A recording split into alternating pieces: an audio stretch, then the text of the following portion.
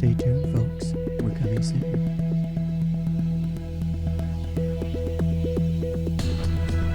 Please be sure to share the video with your friends and your families. And to laugh at your enemies. And share it with them as well.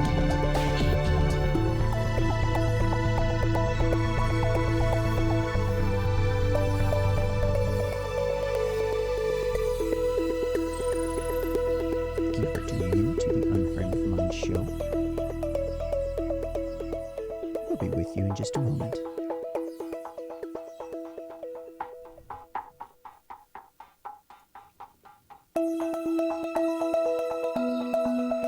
Setting up live stream on the unframeofmind.com page now.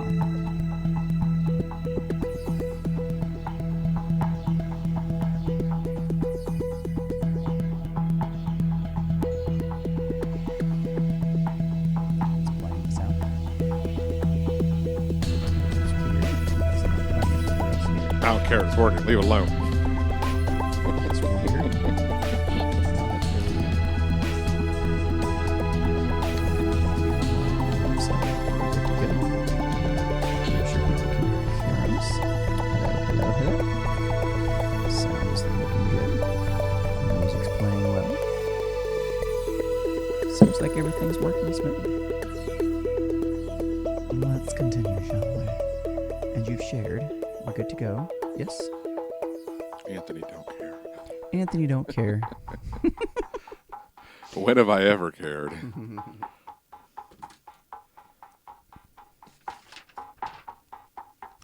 Alrighty. You ready to jump into this bitch? We're not going live until we've got like 4 people watching, so y'all better start to share. That's all I'm saying. You better come on, get your friends in here. This is ridiculous. We've been at this for too long for I only have 3 viewers. That's okay. I forgive you guys. All right. Oh, so. In today's hypersensitive world, is there any value left in actually being offended about anything? Find out today on the Unframe of Mind Show. You're listening to the Unframe of Mind Show, the place to have the most mind-stretching, unprotected, intellectual intercourse of your life. Your hosts battle the forces of evil by lobbing fiery balls of truth, reason, and evidence over safe room walls. And welcome back to another episode of the Unframe of Mind Show. Please let me know if you can hear us fine, because our audio is not working completely on this end, but I think it is. Y'all heard the music. Y'all hear us now. We're good to go. That's weird. So it worked. Good. Well, I'll just continue on then. So, welcome to the Unframe of Mind Show, where we have uncomfortable conversations without a condom. I am your host, as usual, Daniel Wagner. Anthony Treyley. And we're here to talk about a number of other things. Things. Why are we all offended, and is there any good that can be found in having offense about anything? Anyway, but before we do that, of course, we have to start with our favorite segment of the show. The one segment of the show we look forward to every week. Faux business. That's right. Faux business. Faux business. Faux business. And on today's episode of The Phobismist, we're going to tell you why you should be offended by anal chugging. Anal chugging. I don't think I could be offended by this. Maybe that's just the sexual side to me, but not suggesting I would take a bottle and chug beer up my asshole, but I find this to be more comical than anything else. It is very comical.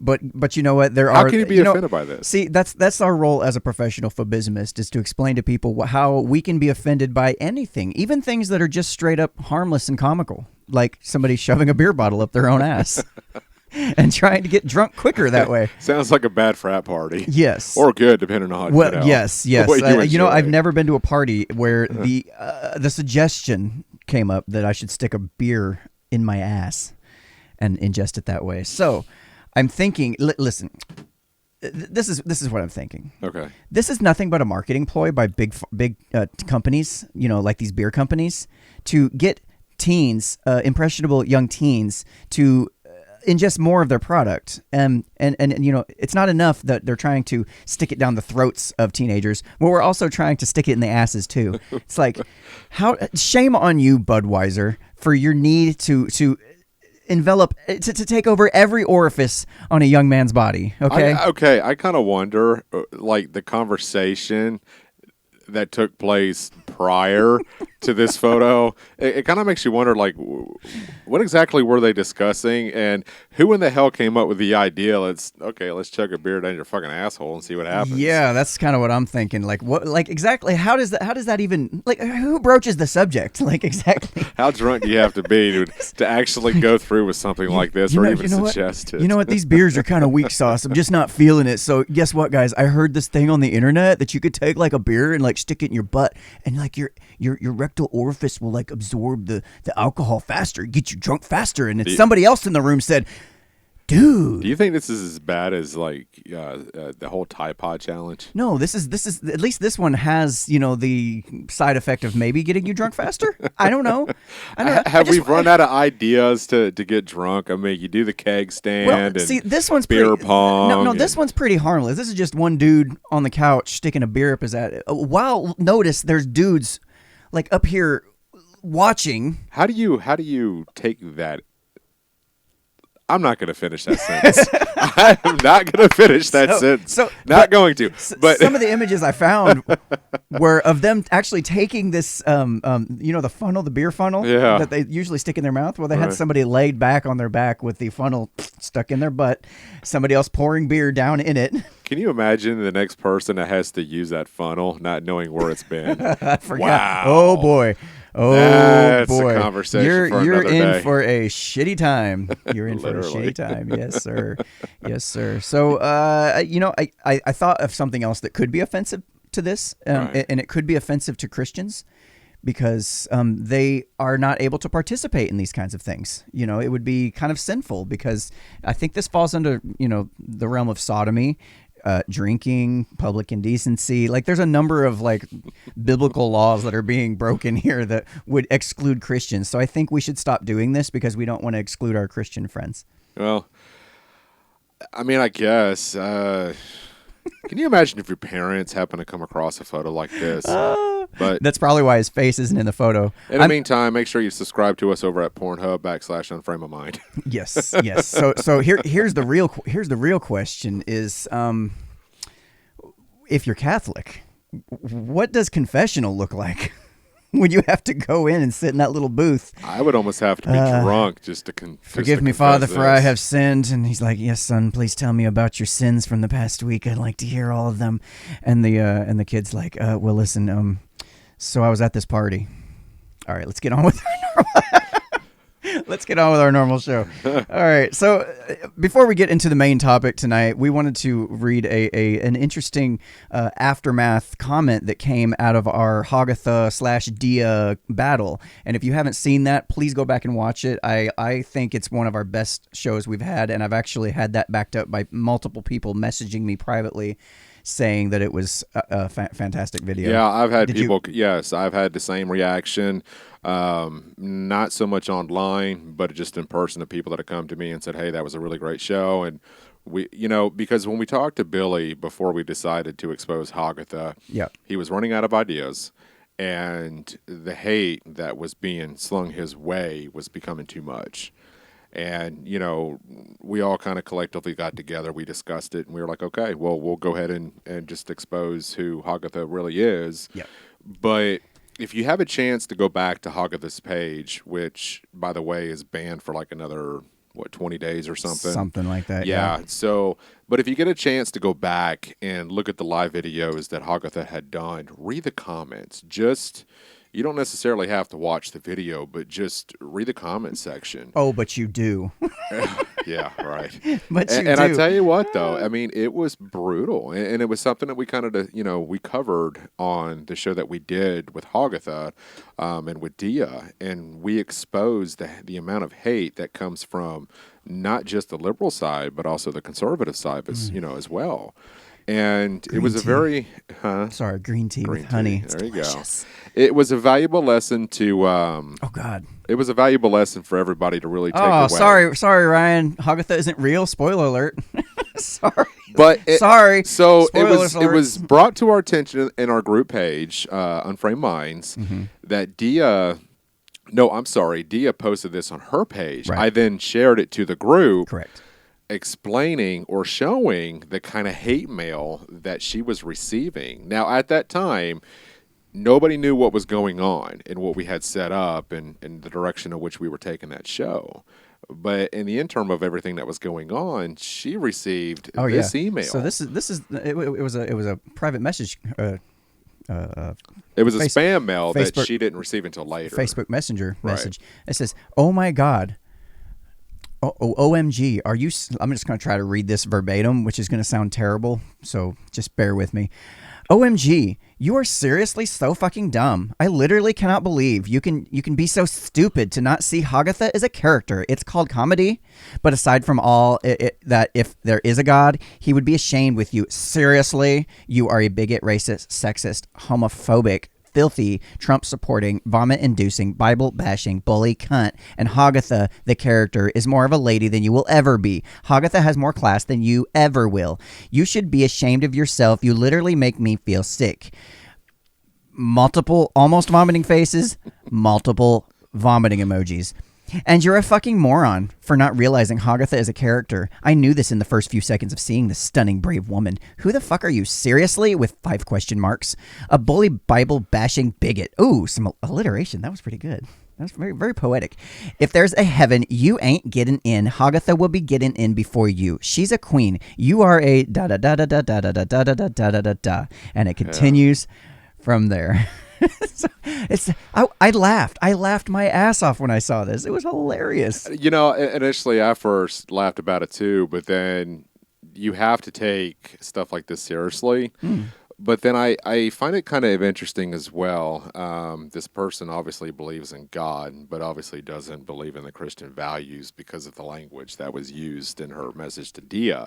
So I thought that was pretty kind of, hypocritical of her. I don't know if they were. I don't know if they believed in God. They said, but aside from all that, if there is a God, he would be ashamed with you. Yeah. Okay. So maybe not a Christian, but it's okay. We're entitled to our opinions. We actually, if anybody in our group was to type up some shit like this, they would be instantly banned. I wouldn't even give them second chances because this is just a vomit rage. It's just of viral. Just nothing but vile, just seething but hatred. That was the like purpose of what we did with Hagatha, was to expose this kind of behavior that you're reading and that people are just spewing out there. And that's what needs to be understood.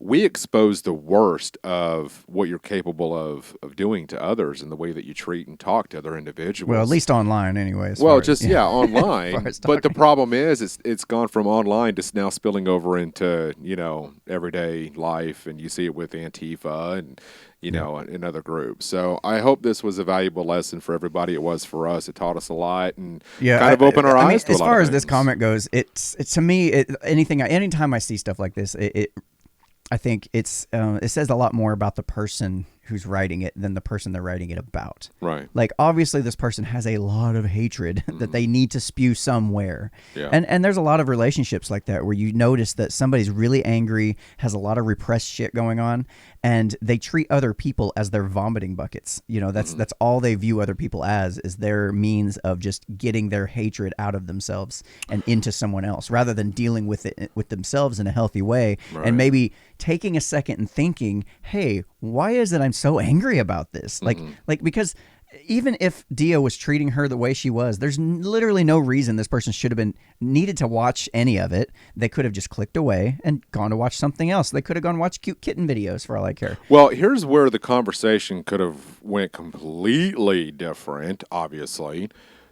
Rather than sending this lengthy of a, I don't know what you would call that kind of email, but rather than sending something like that, why couldn't you have just send Dia a question? Hey, do you know Hagatha was real? Do you know she's fake? Oh, that would require some level of curiosity, which this person clearly doesn't have. Well, what happens is if you have that sort of thought process going into the conversation with Dia and kind of opening that dialogue of conversation, this never would have been said.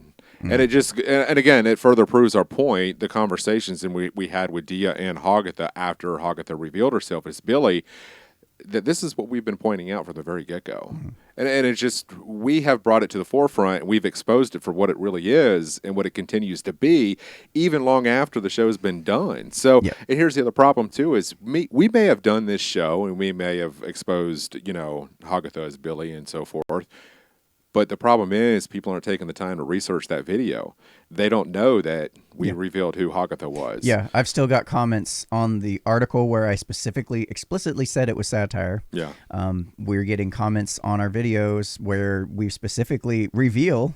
All they did was watch the first few minutes, and they're like, comment.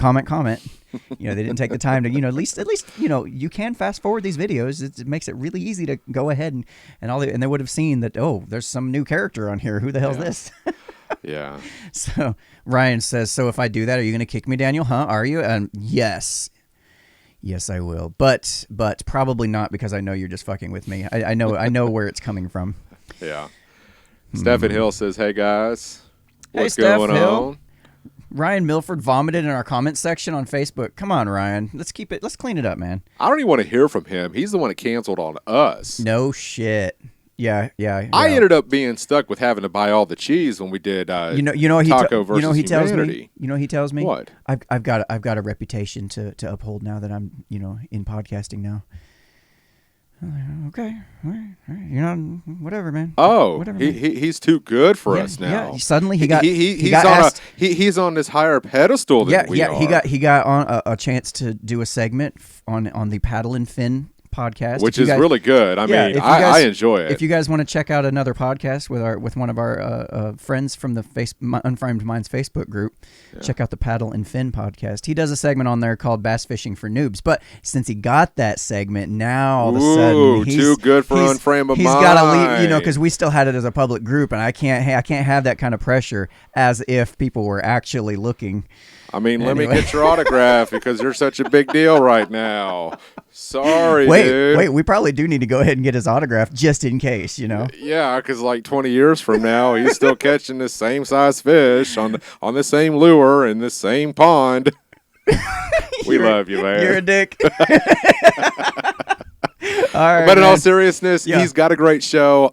If you're into fishing like I am, his podcast is something that you definitely ought to check out. I do recommend that. Yeah, I'm not even much into fishing myself, but I did listen to one of his interviews, and he was talking to a gentleman from California or something, I believe. Correct me in the comments section if I'm incorrect on that. I probably am. He's probably a keyboard warrior now. Yeah, he's like he's right now he's trying to think of something to write. He's just so pissed off. He's like, you guys are being so mean to me, but you're also being so fucking nice. I don't know which direction to go. You guys are bullies, but in a nice way. Yeah. So, he had on a guest, and it cracked me up because the guy was talking about learning, lessons learned from kayak fishing, and one of the things was, wear tube socks, because in case you have to shit, you got something, your tube socks suddenly become ankle socks, and you got something to wipe your ass with. I'm like, that's some sound advice. That's some sound advice. Anyway. Ryan says Obadi from California. Yep, I got that correct. I actually got something correct on the show. Hey, there you go. So here's the main topic. What I wanted to discuss, and it's on the topic of being offended and whether it actually serves a role. Because I know here lately we've seen so much negative connotation toward the idea of being offended. Like just the simple act of being offended, you're some kind of snowflake, and it's like, well, wait a minute.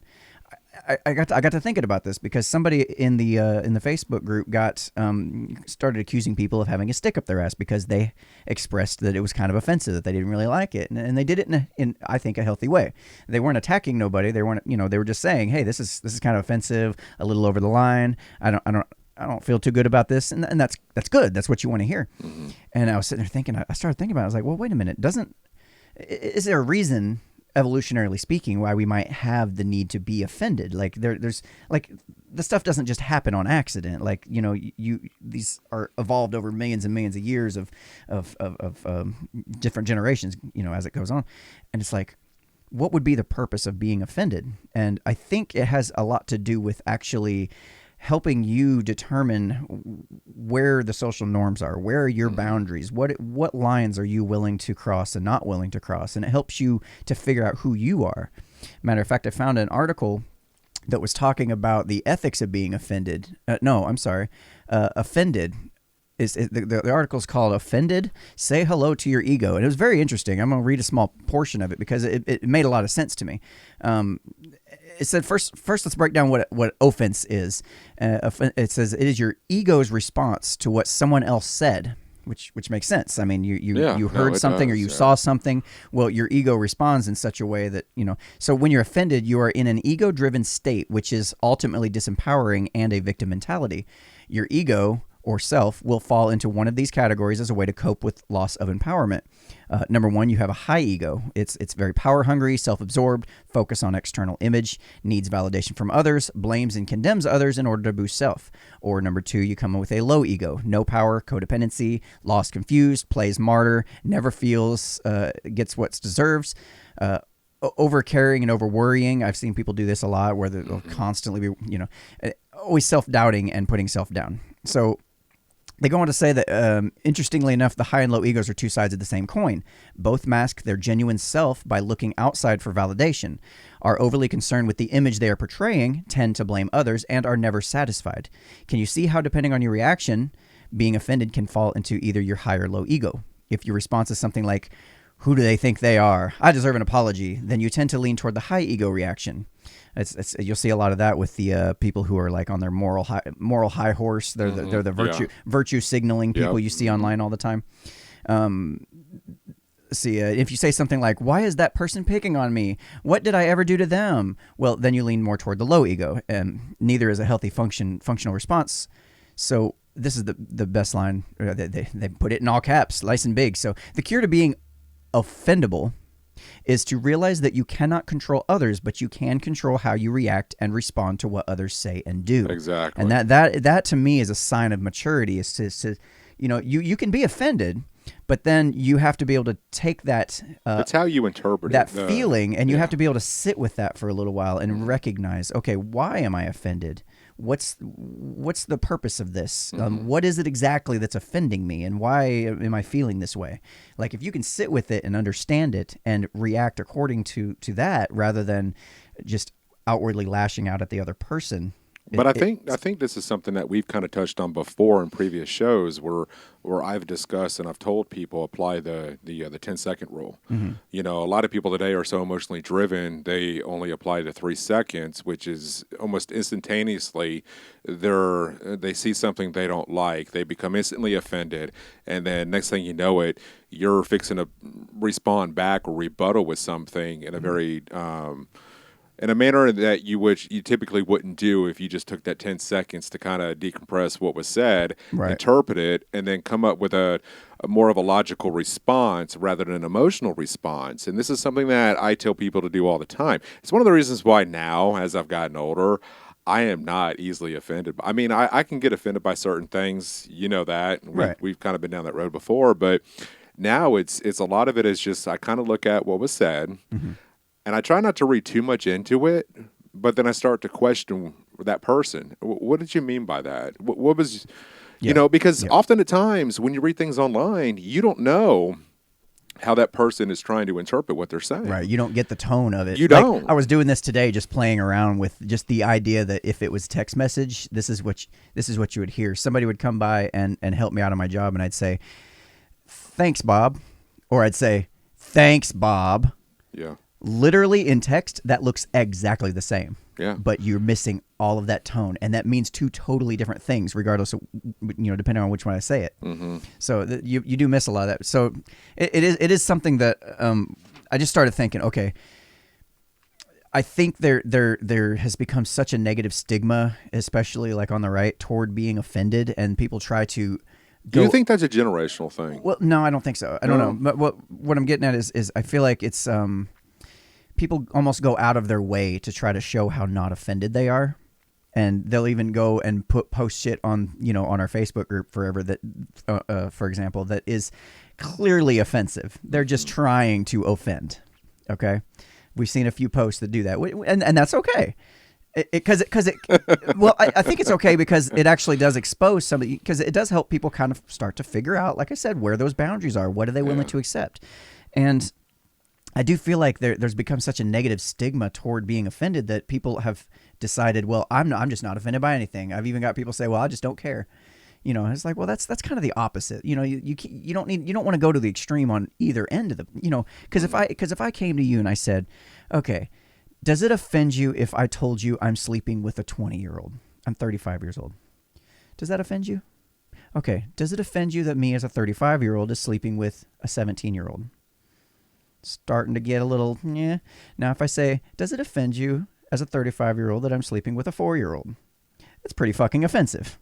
And at somewhere in there, you have found your line about where you are. Because society has taught us what's acceptable and what's not. So if we start reaching in the parameters of things that are just not acceptable, say an underage child, we know automatically that that's not okay. Yeah. Well, so we're going to find that offensive because we know it's not right. You know what I'm saying? Right. So, and that's just it. There's a certain line for some people. It might be 16.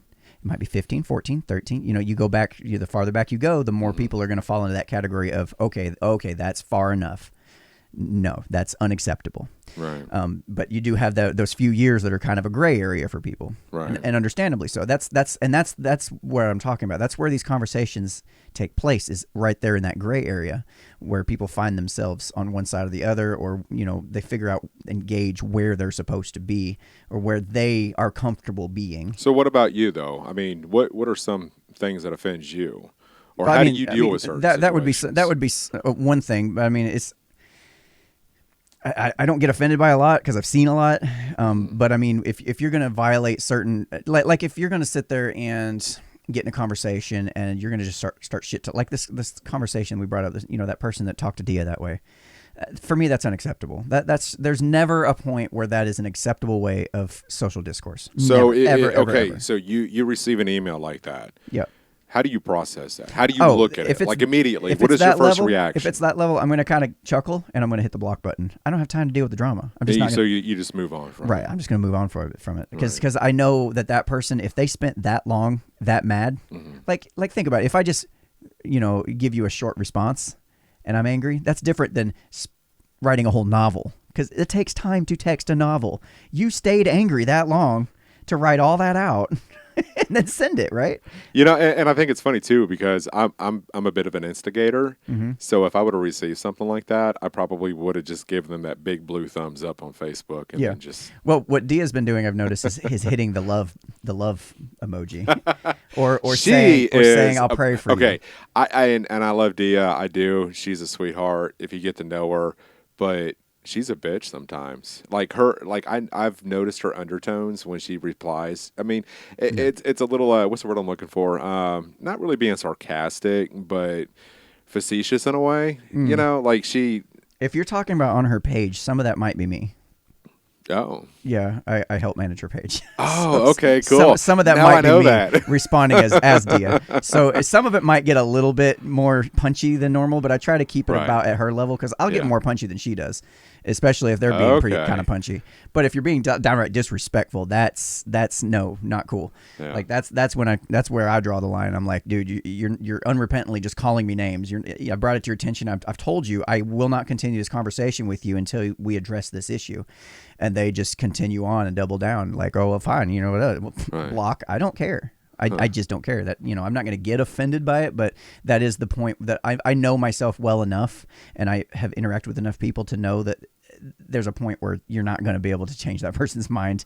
You stop wasting your time. Just hit the block button, move on. There's plenty of other great people out there. Yeah, because I've had people come to me and tell me, hey, you just don't have that give a shit mentality, which I don't, and. Part of the reasons why I don't get so offended is that I simply move on from it. It's a waste of time for me to get that worked up. First of all, it drives your anxiety through the roof. Your stress levels start to go up, and I just simply move on. I'm not being a dick about things. But the thing is, you've had enough experience to know where that line is for you, so you know when to cut your losses and move on. Well, you know? Do you think that sometimes being offended by things now or not being so offended by things is a product of your past, things you've gone through, experienced, seen, people you've interacted with? I don't know. I think this victimhood mentality that we've seen, that kind of breeds an environment where people can more easily justify getting offended and trying to, lean into those emotions and act like they like have a right to be unoffended. But I've never been one to get offended like that. Like, there's never been anything that's really offended me to that point where I felt like I had to go to the federal government and get them to pass laws to control other people to get them to behave the way I feel like they should behave, so that I'm not. You know what I'm saying? There's a whole, I do. Yeah, there's a whole yeah, that's where I wanted to get to eventually with this. Is like the problem isn't people being overly sensitive and overly offended. Fine, if you want to do that, that's fine, but that's going to affect your relationships with people because they're not going to deal with that bullshit for very long, and you're going to have to adjust eventually, unless you're taking those emotions you're feeling and lobbying your government to try to pass laws like hate speech laws and shit like that, to get people to behave the way that conforms to you instead. So that's where I start to have a problem. Is like when you start bringing the gun in the room, called the state, to get me to stop offending you.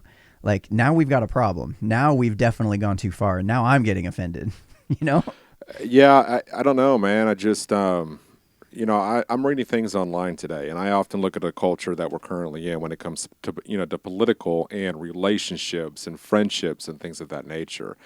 And maybe this is a little bit of a difference, but as far as being offended, I get personally offended when I go out of my way to make sure that I see people, I visit people, and talk about friends, even family. So I'm going to get on a little bit of a personal note here, and this is something I've kind of grown and I've learned from, is that for me personally, I get offended when I'm always making that trip to see friends. I'm always the one calling, always texting, hey, how you doing? What's going on? Just trying to be active in their lives. But those are the same people that don't ever come by the house. They don't ever call. They don't ever text and see how you're doing. And I'm fine with that. But what bothers me is that after such a long period of time, if I go, I don't know, maybe a couple months and they haven't heard from me, they're the ones that respond back and say, hey, I hadn't heard from you. You haven't come by. What's going on? They think something's wrong. And I'm like, what's stopping you from picking up the phone? What's stopping you from, texting me, or, you know what I'm saying? So I'm just like, why do I have to be that individual that always reaches out? Why is it so one-sided? That's something that kind of offends you.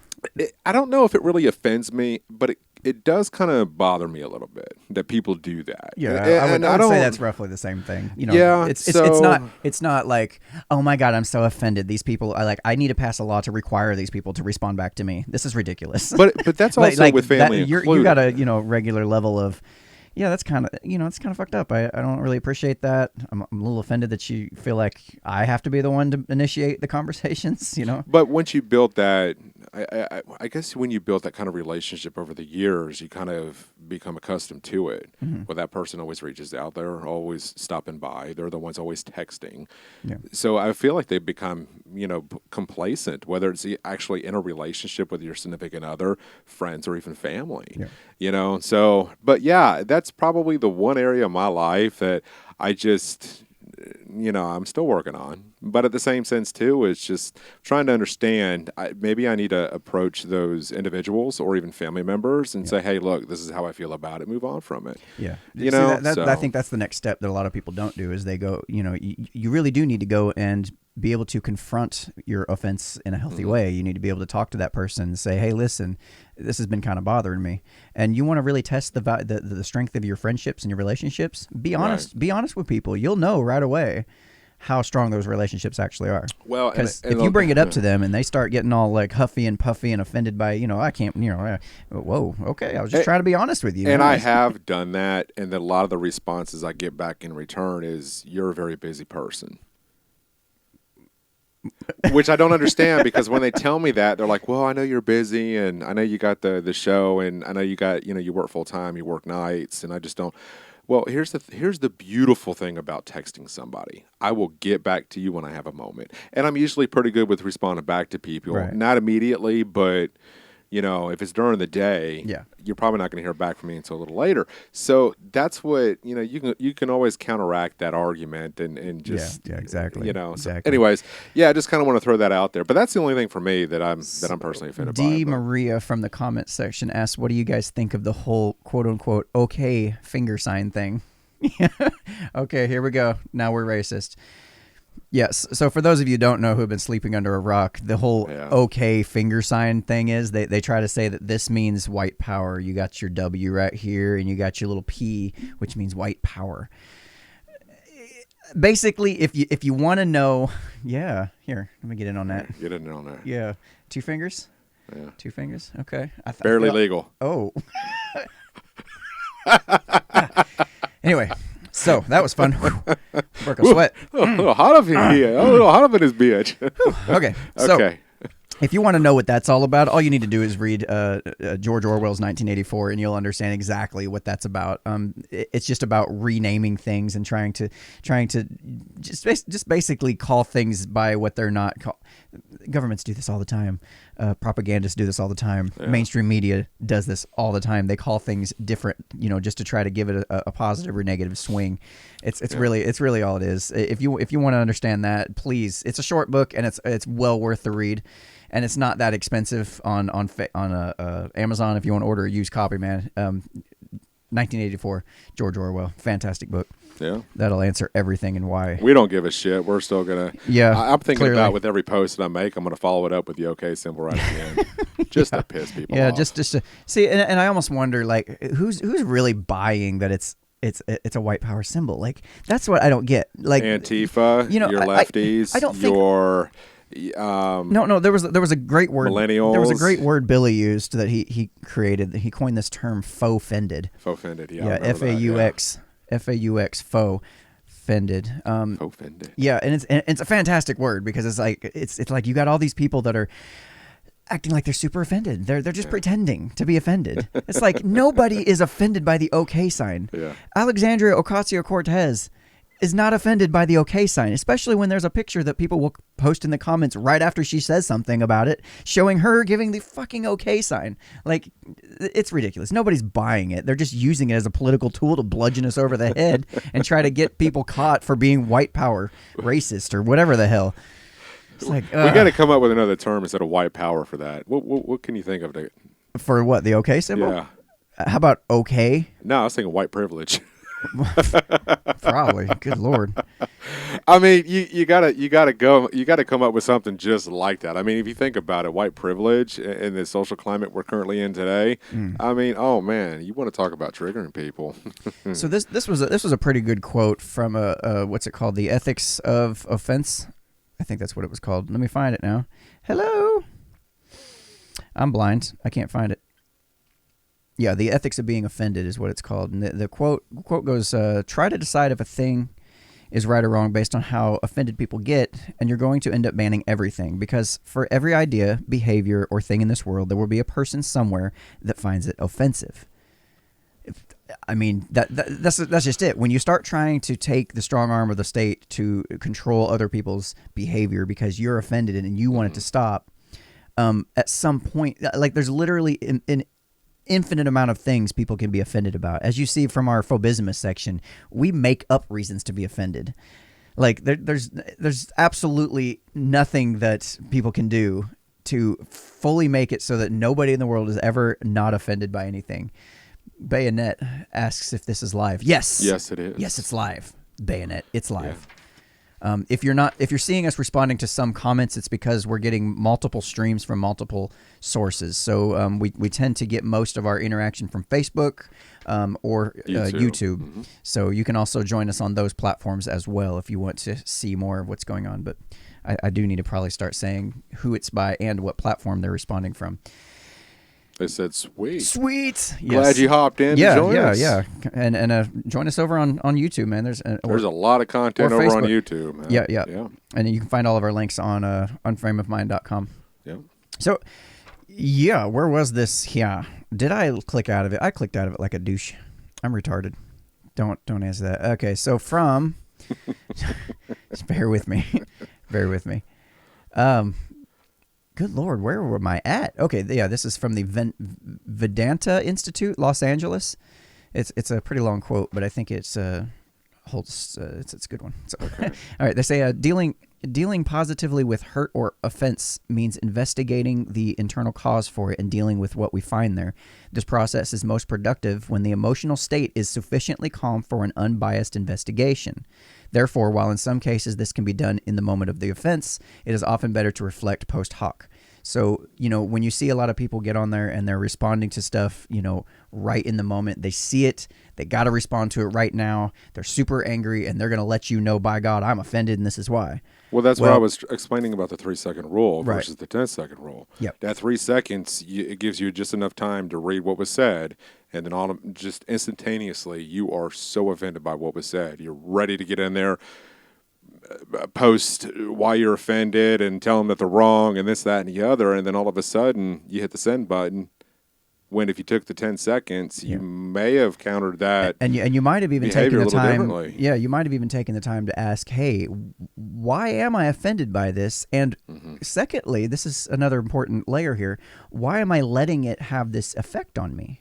Like, because you're letting that person control your emotions, right? You shouldn't. And this is one thing you need to look out for in relationships when you see this come up in conversations. Well, you made me feel X. Or you made me feel Y. Right.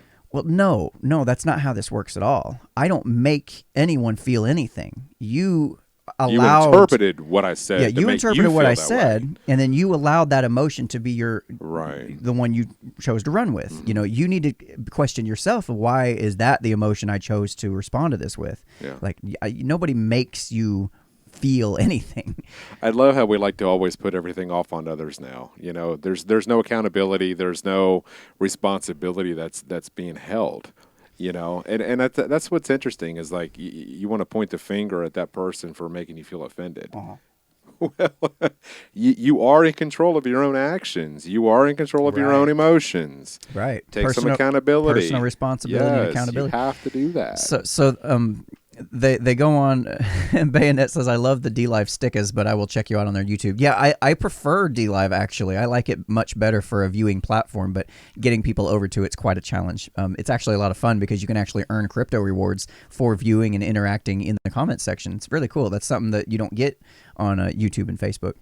Anyway, they continue at the Vedanta Institute in Los Angeles. Spit it out. Yeah, I keep wanting to say Vendetta, but it's not. It's Vedanta.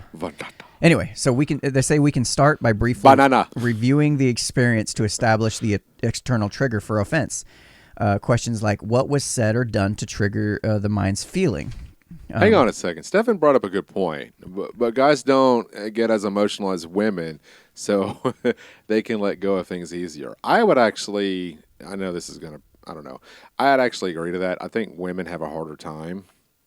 Or do you think men have a harder time? You know what? In my experience, and this isn't trying to say anything about anybody in particular, but in my experience, the people that we've had to kick from the group tend to be women. Mm-hmm. Overall, they tend to be the ones to react emotionally rather than taking the time to react in a more logical or more of a But we do have women in the group that are very opiniated that can exactly take the criticism. Yeah. So I don't want to say this is all women or anything, nothing like that. But it does tend to lean more toward the side of women.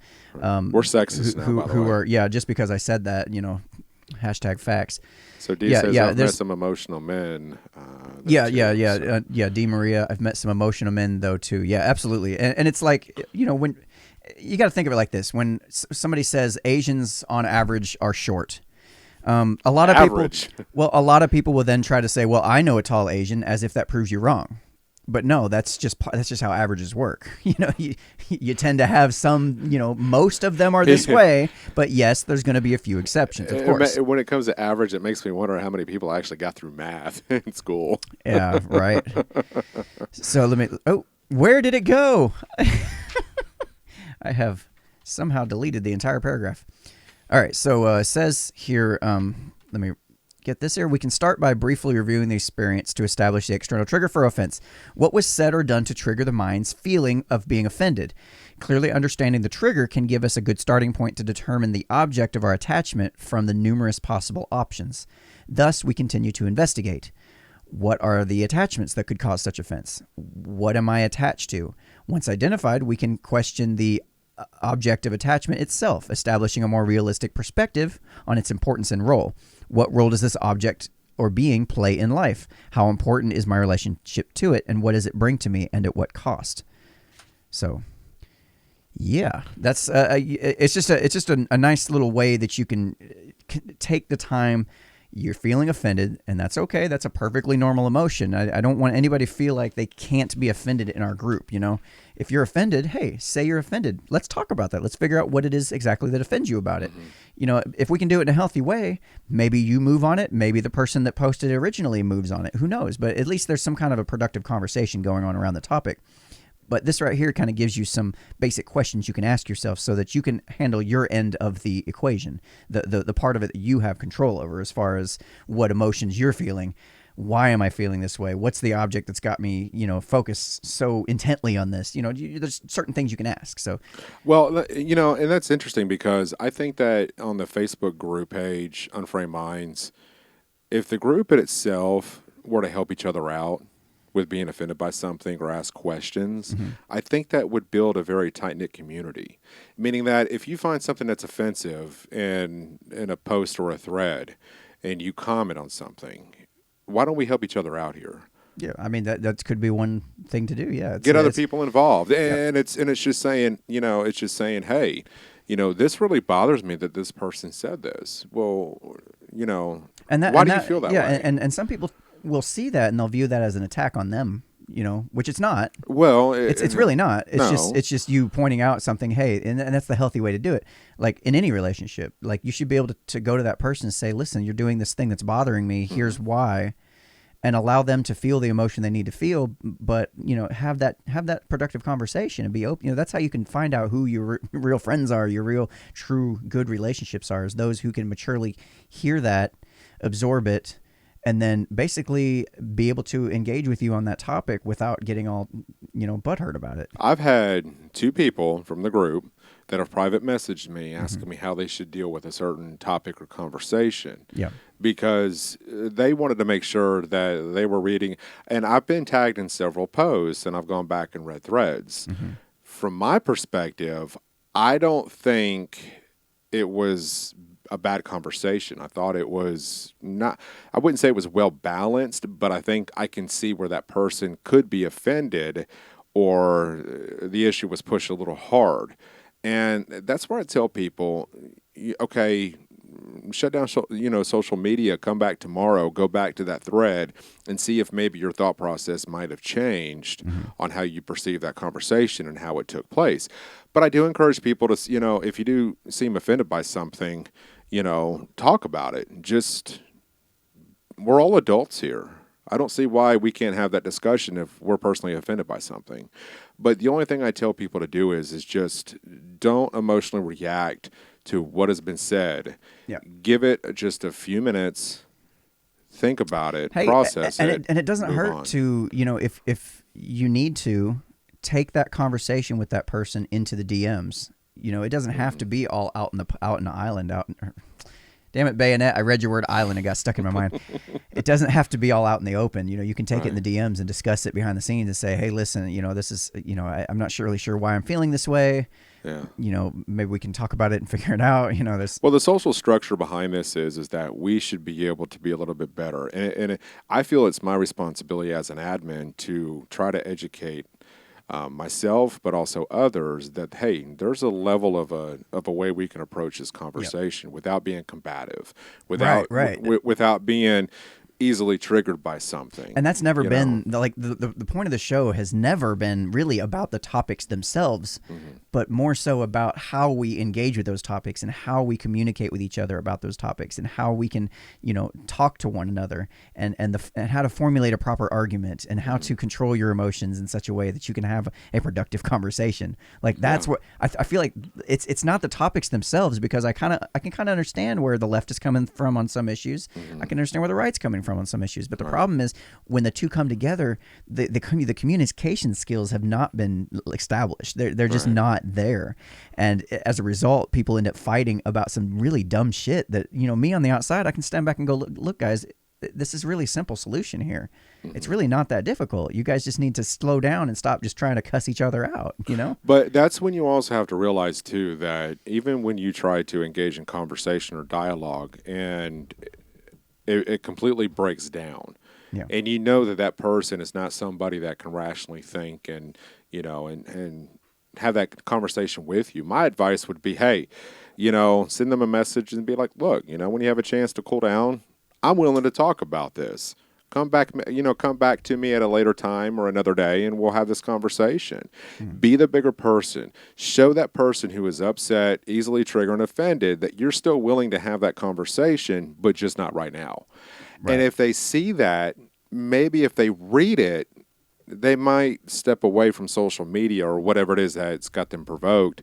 And I would hope that they would come back to the table and have that conversation with you. Absolutely. And that's one of the reasons why we created the group page, is because we want there to actually be a social structure of conversation where it doesn't where it doesn't get completely out of hand. Yep. We want to see people that are strangers come together and have that conversation, because this is something that we have lost in this society right now. And we just want to bring it back to the forefront and say, hey, it's okay to still have a conversation. You can get a little upset. Passionate even. Yeah. And then just hold yourself accountable for what you do next. So it would be great if because I'd like to see a scenario where the admins aren't the ones having to go in and police things in the group, for example, but other people are holding each other accountable, saying, hey, that's cool you feel that way, but, we're really not supposed, as adults, we don't talk to each other that way or address the issue. I think if people watch this show, and I think as the group does get bigger, which it has been, I mean, everything that we've done has been growing, so that's been a good sign, is that we are depending on the founding members of the group page to step up when you see a conversation that might head south, and just kind of interject yourself and just say, hey, come on, guys, get it together. You guys can hash this out. You ain't got to be dicks towards one each other. Just, figure this out or just walk away from it. Exactly. It's just, I want to hit the comment section real quick. So Bayonet says, I have a short memory due to smoking wheeze. I'm assuming he meant weed. For 40 years. I'm assuming he's smoking now. Probably. But can you two remember the movie Which All Fine Women Ruled the Land, 70s? I don't know what that is. I've seen it. I cannot remember the name of it. I'll have to get back to him on that. He said it was on an island. Yeah, it was on it was like a tribe. It was a tribe of nothing but women. Okay. And I think there was a man that ended up on that island, and they were so against men. And he had all the sandwiches he could ever dream of. Oh, all of them. It's like, man, if you found a knife, you're in sandwich making heaven, brother. So D. Marias from Facebook says, yes, like I said, it's okay to be offended, but it's not okay to attack someone because you're offended. Thank you, D, by the way, for using your 'RE. That makes my heart sing. I like when people use your properly. Anyway, in the end, it's about communicating properly. Yeah. Heather Sandin says, right, what gets me is when people completely shut down too. Oh, okay. So like when you're having a conversation and people just shut down, like. But that's what I was saying. They become totally despondent and unresponsive. But that's what I just spoke about not even 5 minutes ago, was like, just leave them a message and just say, hey, look, if you want to talk about this, come back to this conversation in a couple of hours, maybe tomorrow.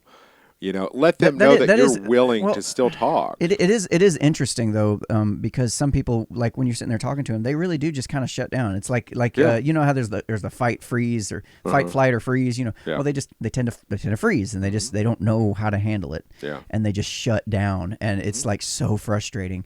And really, you see a lot of that in relationships and marriages. What drives me nuts is if somebody does shut down and they're trying to walk away. What drives me nuts is when the other person sits there and keeps on after him. It's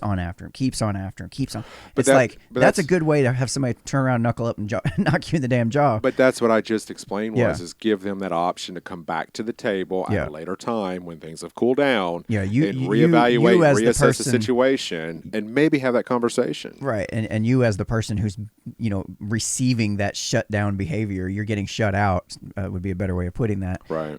You got to have the maturity to say, okay, swallow your pride for a minute. Chalk it up. We can solve this later. It does not have to be all hashed out now. You don't have to have yourself heard right this minute. Give that person a moment. They'll probably be back. Okay. But and here's something to learn from this: that the first time you're willing to discuss things with someone that you don't know, that could actually stem itself into a very productive social conversation for later on, because you've already had that first incident where you were able to come back to the table, talk it out, hash it out, and just willing to agree to disagree and move on from it. So that way, at least in later on conversations, you've already been down that road, and you might actually be a little bit more respectful towards each other. Right. And that's what it's about. It's about just, respecting the other person, where they're coming from. The problem is that there's a lot of thought process that goes into this, and people don't have the time anymore for it. Well, they do. They just don't take the time. Well, they don't take the time. Yeah. Bayonet from D Life says, "Nice T-shirt. Are you able to leap tall buildings in a single bound?" I can. You're too short. He's funny. He cannot leap tall buildings. I've seen him out on a hike. He can't leap tall buildings. Just your wife, no. No. Oh. High five. Okay, so Ricky F says, good subject, guys. Thank you. Heather Sandon says, yep, not even willing to come back at it. I understand cooling off. Yeah, I don't know. If they're not willing to come back at it, maybe there's just nothing to be had there. Maybe there's no... You just got to move on. I don't know, yeah. You just do. Yeah, Bayonet confirms he is smoking right now. He's smoking the Weiss. Hey, you need to let him know when we release that Lily Foster video. He probably would enjoy that interview. I think he would. Absolutely. Yeah, be on the lookout for that. I'll be releasing it here probably next week or so, I'm thinking. Yeah, and just a little to touch on that subject, and I don't think we really had a chance to talk about it on the live show, but that interview was probably one of the most realist interview that I've ever been in. And what I mean by that is that we tapped into the drug cartel. We tapped into murder.